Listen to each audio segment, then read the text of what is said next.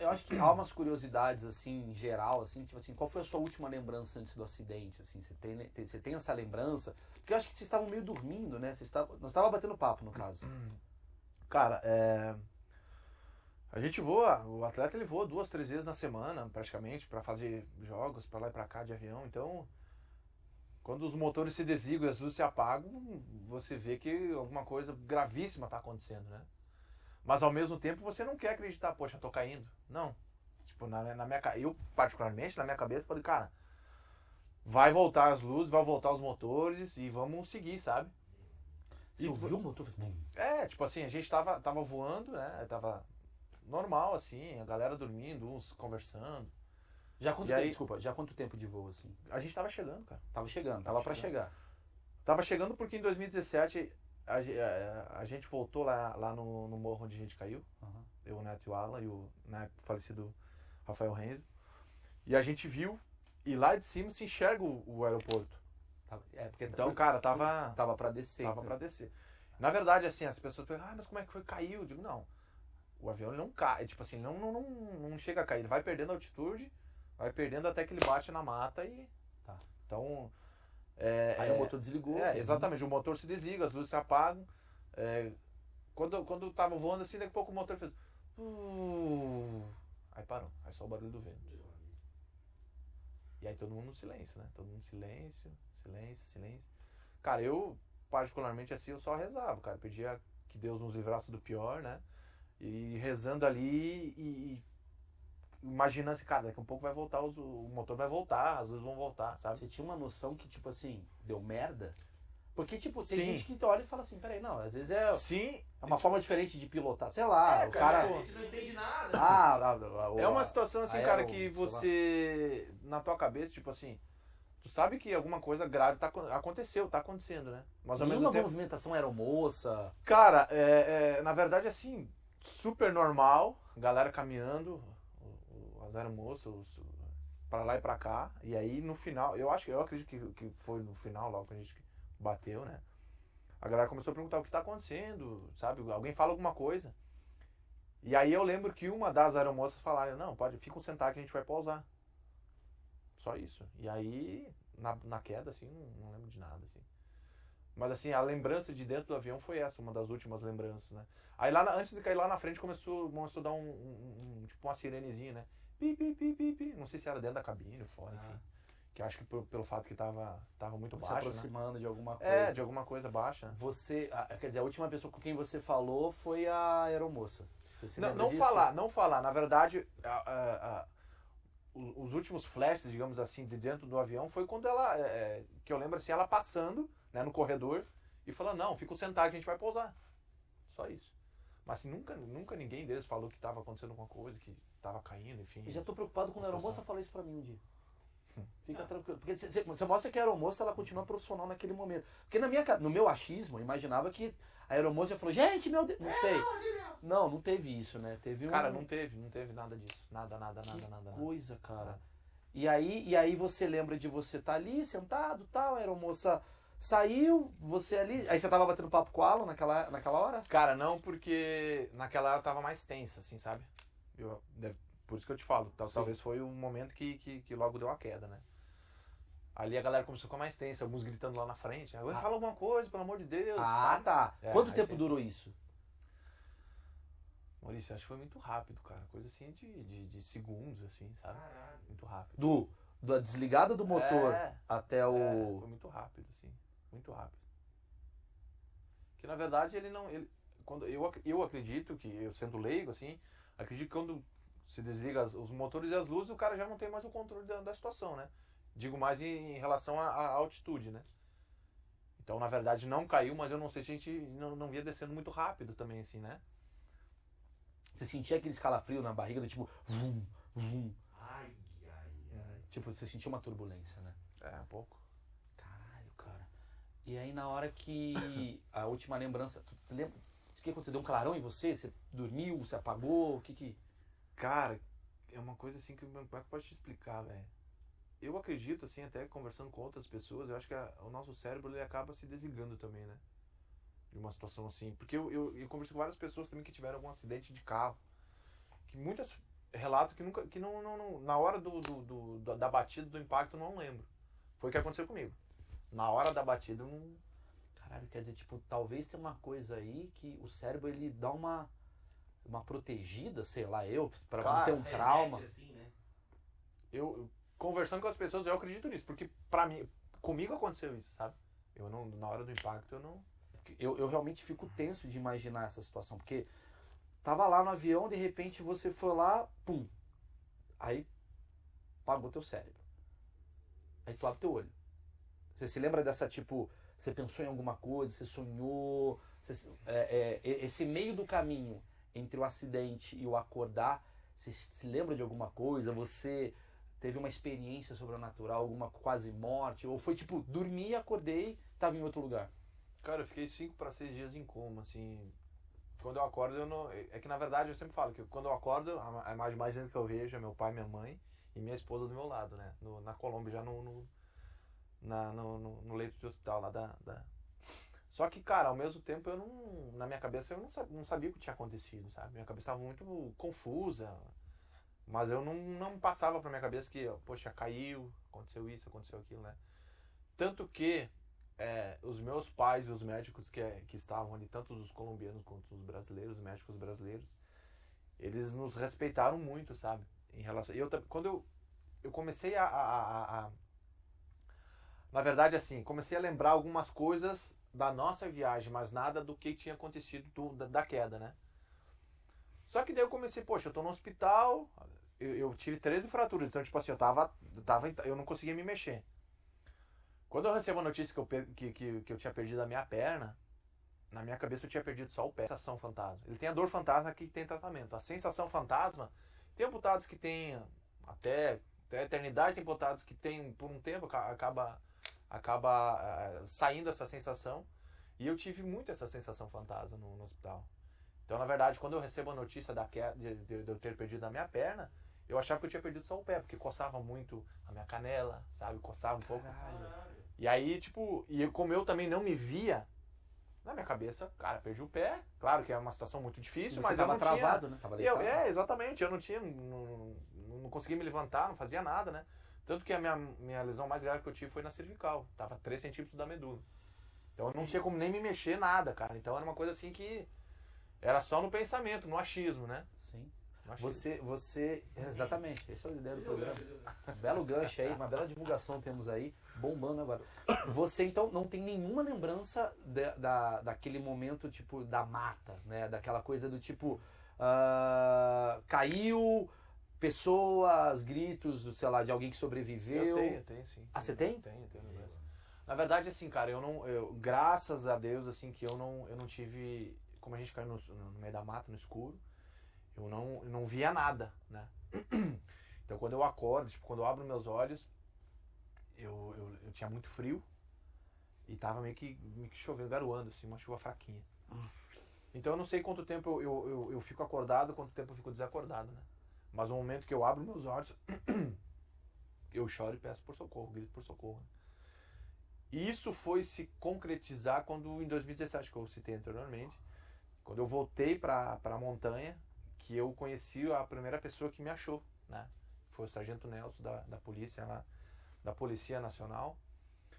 E aí eu conversando com ele me falou, cara, tu, tipo, quando eu te achei porque eu tava caminhando em outro lugar e eu vi você chorando e com a voz bem fraquinha já, pedindo por socorro.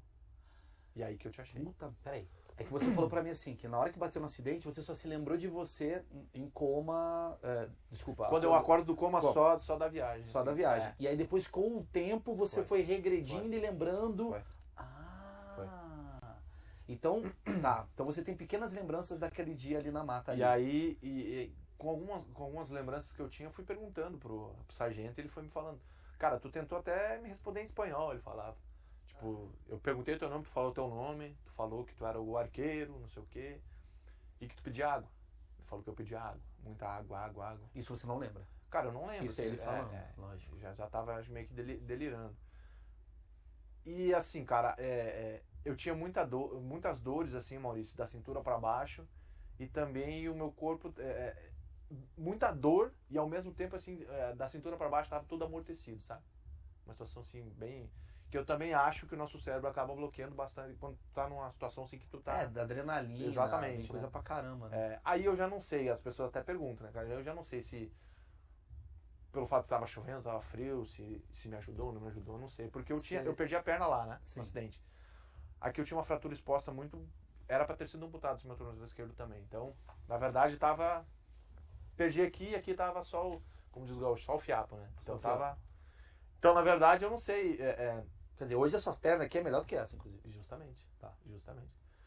Então, cara, eu fiquei 3 horas e meia. Foi o meu resgate, né? Da queda até o meu resgate. Aí, cara, eu escutava muitas vozes da galera me colocando na maca, né? Me colocando pra sair do barro. De médicos, de... Cara, era muito mais voluntários. Os bombeiros e os voluntários. Voluntários tinha uma galera, sabe? Pessoas que estavam não aqui. que eu lembro, mas que as lembra, pessoas as contam. contam. Então eles me pegaram, tipo, me tiraram do local onde eu tava, onde eu tinha caído, e me levaram pra um local um pouco mais aberto, que era tipo um campo mais aberto, assim. A gente ficava no meio do mato, mas logo em seguida, assim, tinha um campo um pouquinho mais aberto. Isso quantos quilômetros do aeroporto? Você sabe, assim? Cara, eu não sei quantos quilômetros. Não, mas é mas bem próximo. a distância do primeiro vilarejo até o local onde a gente caiu era 1h30 e só subia 4x4, não subia ambulância. Porque tinha muito barro e era, poxa, como era montanha, só ia subindo, não tinha o que fazer. E quando a gente voltou lá em 2017, todo mundo foi de caminhonete. Ninguém subiu com um carro normal porque não subia, realmente não subia. E aí a galera começou a armar as barracas, os primeiros socorros num posto de combustível. Em um posto de combustível num vilarejo chamado La União.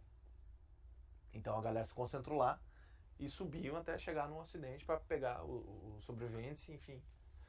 E aí, cara, essa situação de pedir água eu já não lembro, né? Sim. E aí eu tenho alguns flashes, assim, de uma situação se sacudindo, assim, por quê? Que me colocaram na carroceria das caminhonetes, né?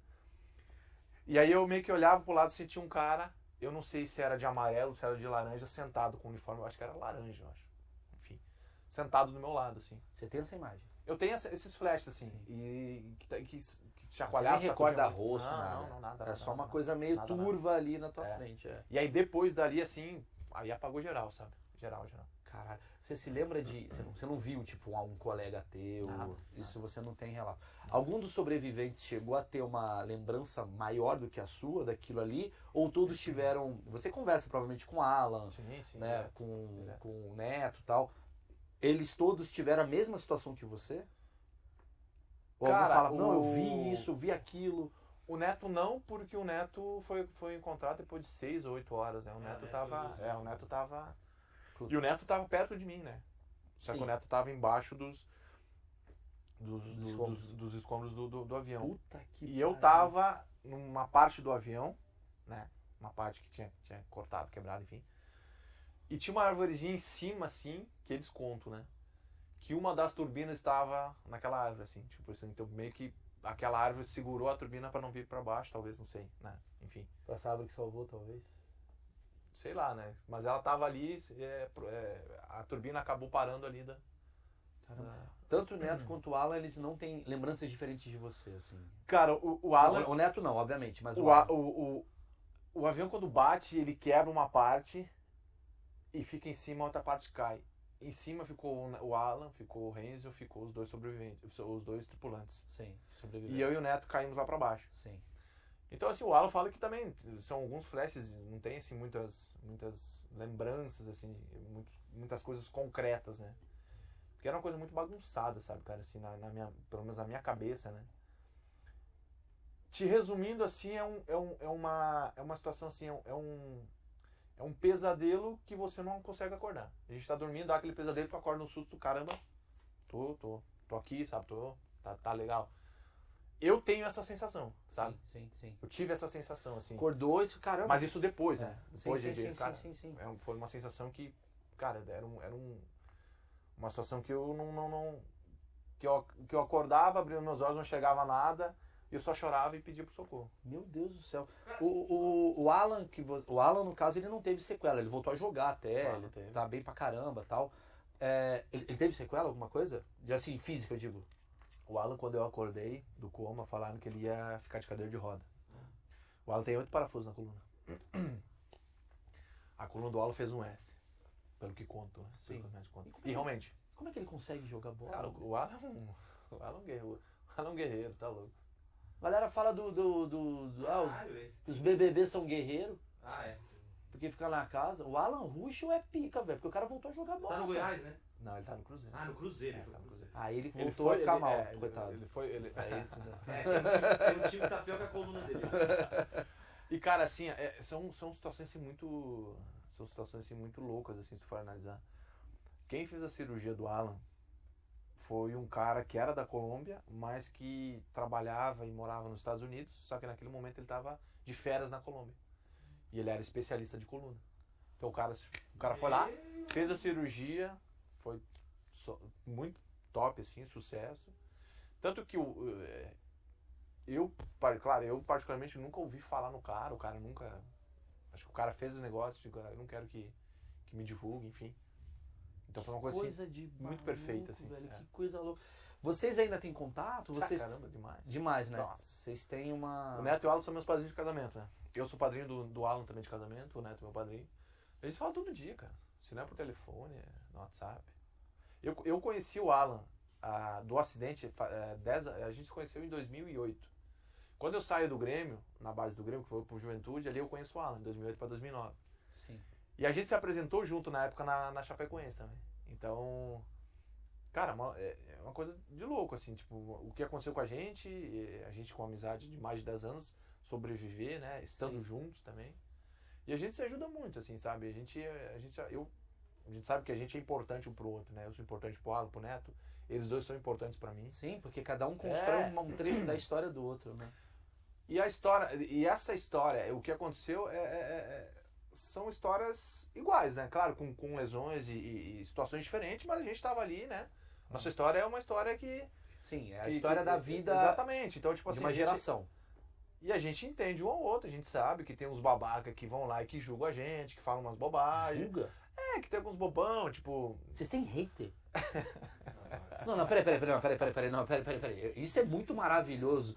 Os caras da Chape que sobreviveram têm hater. Claro que é uma minoria, né? Não, mas eu preciso é saber aquela quem é essa situação minoria, que tem velho, pelo amor de Deus. mil que são teus fãs e coisa, e tem 2, 3 que são Mas, uns Alan, arrombados o que tu os vai caras lá e- falam? Não, Qual cara, que é o tipo assim, hater do cara que é sobre... Cara, é tipo ser hater da Madre Teresa. Não dá pra ser hater da matéria. Não, na verdade, sim, as pessoas babacas, assim, que acham que, poxa, que não tá tudo bem, tá tudo legal, não sei o que não sabe que a gente ainda passa por dificuldade, sabe? Só Acho que vocês são vitimistas? Alguns bobão acham, mesmo que a gente 200% nunca foi, sabe? Algumas pessoas até acham que a gente tá, então, tipo, a situação do acidente, não sei o que, porque perdeu a perna, tá se vitimizando e coisa. Cara, mas é totalmente ao contrário, né? Maluco, vai se fuder. Eu quero que você se foda muito. Porra, você tá louco. Cara, tipo assim, Não, o cara caiu do avião, sobreviveu. Não, ele vai abrir uma pastelaria e não vai falar sobre o assunto. É isso que os caras querem. Não fala disso não. Chega. Você tem uma puta história pra ajudar as pessoas. Vai se fuder essa assim, galera. cara, e eu vejo, graças a Deus comigo foi muito, muito pouco mesmo, de coração. Mas eu vejo muito pelo Alan, que o Alan ainda voltou a jogar. O Alan é julgado por ser atleta, né? Sim.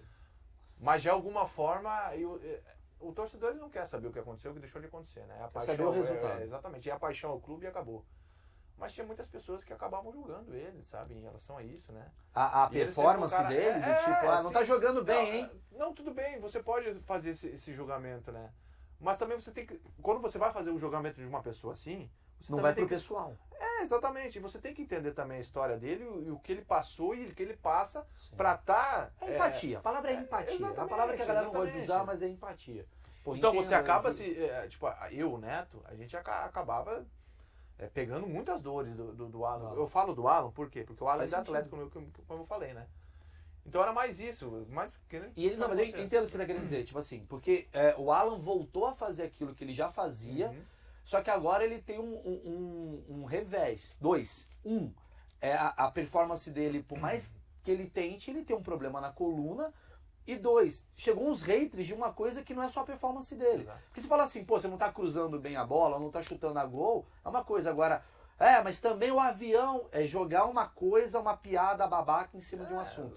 Tem pessoas que são... Enfim, essas pessoas deveriam estar no avião. Mas, enfim, desculpa. São Calma! pessoas... Porra, pelo amor de Deus, a gente é idiota demais. O quanto você levou o fato... Eu vou tentar ir para outro caminho. Você perdeu uma perna, você é atleta, né? Você ainda é atleta, porque você faz suas atividades físicas e tal. Quando você descobriu que você estava sem perna e você dependia da sua perna para trabalhar, como é que foi isso daí na tua cabeça? Ou você nem pensou nisso? Cara, assim, essa situação, eu nunca tive duas opções, né? Eu sempre tive na verdade, aquela opção. Poxa, você perdeu a perna, você não vai mais jogar futebol, que foi isso que o psicólogo da Colômbia falou, sabe? Eu não sei se era a maneira certa que ele teria que falar, chegar já... Quando eu acordo como, o cara chega, ó, já que o avião de vocês caiu... Isso é muito bom saber, eu também não sabia. Como é que foi a história? Quando eu acordo, né? Quando eu vejo meus pais, tudo ali, aí chega o psicólogo e fala que o nosso avião tinha caído e que eu tinha perdido a perna, que eu não ia mais poder jogar futebol, sabe? Foi direto. Foi direto. E por isso que algumas coisas eu comecei a linkar, sabe? Tipo, peguei alguma coisinha assim do que eu pensava, mas ainda estava muito bagunçada a minha cabeça. Totalmente bagunçada. Tanto que, como eu citei, todo mundo me respeitou e com o passar dos dias, algumas coisas eu fui perguntando pros médicos, né? E os médicos foram me falando. Mas nunca nada agressivo, sabe? Fulano, ciclano, beltrano. Mas seus pais não tinham te contado? Não. Você acordou e você olhou... Como é que é voltar de um coma? É uma pergunta cara, que eu nunca soube a resposta. Eu sei de overdose, mas coma não. Mas como é que é voltar de um coma? Você tipo... Cara, eu não passava assim nada pela minha cabeça em relação a isso, cara. Quando eu abri meus olhos, eu vejo meus pais, minha esposa ali. E claro, a gente se emocionou bastante, a gente chorou. Mas você tinha noção do que, tipo, eu estava em coma ou você, tipo... Não. É uma coisa... Não. É como se eu dormi e acordei e tá em 2000 e tal. É meio que isso. Exatamente. É um pesadelo. Os meus pais e minha esposa chegaram um dia antes. Aí eles foram até... Eu ainda tava no coma, né? Tava no coma induzido. Eles chegaram no meu quarto. Né? Entrou um por um, né? Na verdade. Primeiro quem entrou foi a minha mãe. Ela falou comigo. Né? E aí depois entrou a minha esposa. Meu pai foi o último. Entrou a minha esposa. E quando ela entrou, ela falou comigo, e aí ela falou, tipo, meu amor, eu tô aqui, e tu tá me ouvindo, tu sabe que sou eu. Aí ela conta que eu fazia que sim, tipo assim, deitado, com a cabeça assim, e eu tava chorando. Como era como induzido, só que eu não lembro disso, sabe? Tipo, em relação, tipo, eu não lembro, minha esposa tá conversando comigo, eu não consigo abrir meus olhos, sabe? O meu pai tava em coma, né? Meu pai pegou agora Covid, foi entubado. E é bizarro isso, porque meu pai saiu do coma e ele tava cheio de remédio, igual você devia estar também, né? Sim, porque toma remédio, então você tá muito grog. E a primeira coisa que meu pai falou, juro por Deus, meu pai, tudo bem, eu mandei um vídeo pra ele e tal, pai, e ele perguntou como se nada tivesse acontecido, do tipo assim, Maurício, alguém ligou meu carro? Foi a primeira coisa que, tipo, ele tava preocupado se a bateria do carro tinha apagado. Porque na cabeça dele, tipo, dormi, acordei e não aconteceu nada. Teve algumas coisas que a gente delirava também, tipo... Eu falava pro meu pai, quando minha esposa veio me cuidar, assim... meu pai ficava à noite, minha mãe e minha esposa ficavam de dia me cuidando, né? Cada um meio turno. E às vezes eu delirava, minha esposa fala que teve um dia que eu falei assim... Deixa o neto um pouquinho pro lado de cada barreira, com umas coisas bem loucas, sabe? O Alan, não, e é verdade, o Alan, a esposa dele, conta a mesma coisa, sabe? De recolher roupa, não sei o que, pega as roupas do Foma, não sei o que, sabe?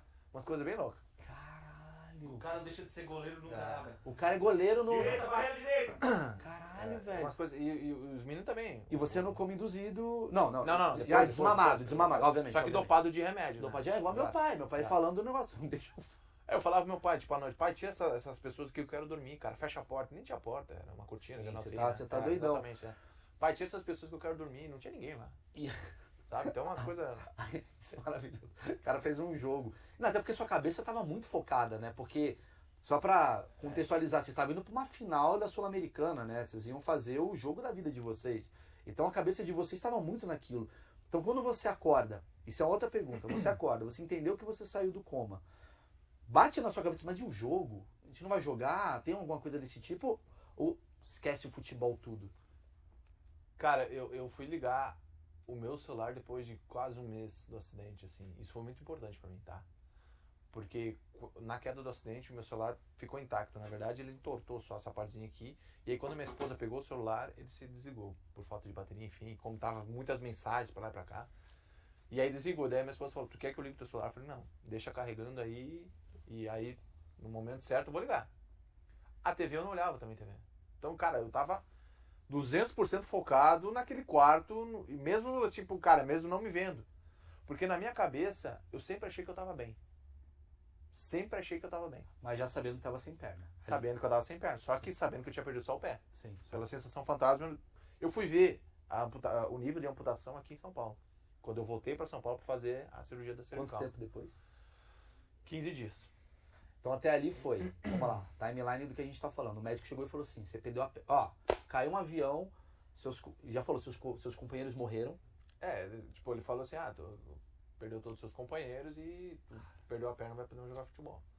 Tanto que até teve até algumas matérias que saíram que eu falei, que eu realmente falei, né, que eu preferia a minha vida do que a minha perna, né? Mas claro que naquele momento a minha cabeça tava totalmente... Mas ele falou todos os companheiros? Ele falou sim? Ele falou assim, falou. Tá, daí tu achou que teus amigos que sobreviveram também estavam mortos. Cara, e eu não tinha notícia de ninguém, sabe? E eu não queria ficar pensando muito. Eu chorava bastante, todo dia chorava, Lógico, sabe? E tanto que lá na Colômbia até teve... como que... A imprensa não teve notícias e informações dos sobreviventes dentro do hospital. Isso foi muito bom. Tá. Diferente do Brasil, ia já ter lá, mano. E aí teve até uma matéria, uma matéria que falaram que eu tinha me suicidado dentro do hospital com um lençol, Então tinha me ruim. enforcado, Galera, porque se vocês acharem, se vocês Sim. pesquisarem, vocês vão ver. Que eu não aceitava a minha amputação, sabe? Que eu não aceitava essa minha nova vida. Que escreve essas coisas, né? Então, cara, e aí porque todo final de dia tinha uma coletiva com os médicos colombianos e os médicos brasileiros para atualizar toda a imprensa, o que estava acontecendo. E aí lançaram essa idiotice aí. E aí no final do dia, tipo, toda a imprensa esperando, pô, vamos falar do falecimento do Foma, né? Aí os médicos falaram, não, ele tá super bem, assim, assado, né? Não aconteceu nada, não sei o que. Então teve esses lances, né? Outra coisa que, dentro desses 15 dias que eu estive na Colômbia, eu quase fui a óbito. Porque eu peguei uma infecção generalizada, me entubaram novamente. Como a gente caiu no meio do barro. Eu tinha uma fratura exposta, muito comprometedora, e o meu coto, enfim, perdi minha perna lá. Então, quando a gente caiu no meio do barro, quando eu cheguei no hospital, eu fui pro centro cirúrgico, né, pra fazer a lavagem do meu coto e do meu tornozelo. E aí grampearam o meu coto. Os médicos de lá grampearam o meu coto, ficou 3 dias grampeado, até a chegada dos médicos brasileiros junto com meus familiares. E quando os médicos brasileiros chegaram, foram ver cada sobrevivente, quando chegaram para me ver, olharam, meu corpo estava podre. Abriram, estava podre. E aí começou a escurecer minha perna, começou, né, a subir essa infecção. Cortaram mais 4 centímetros, né? E aí falaram que se dentro de 48 horas eu não fosse melhorar, iam amputar acima do joelho para poder salvar minha vida. Tanto que mandaram meus familiares pro hotel novamente, né? Não puderam ficar nesses 2 dias comigo lá dentro do quarto. E eu fiquei entubado e só com o acompanhamento dos médicos e dos enfermeiros lá. E aí, graças a Deus, eu respondi muito bem aos medicamentos. Sim. E acabei melhorando, né? Não foi preciso, né, amputar mais a minha perna.